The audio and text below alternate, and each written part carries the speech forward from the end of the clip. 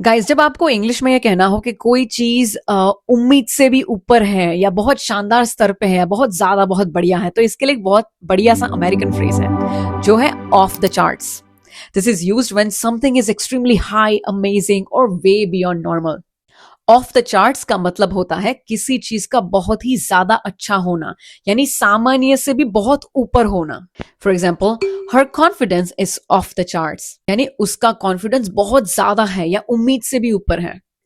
The food here is of the charts, यहाँ का खाना बिल्कुल शानदार है या उम्मीद से भी ऊपर है. Your progress is of the charts, यानी तुम्हारी प्रगति या प्रोग्रेस कमाल की है या उम्मीद से भी ज्यादा है.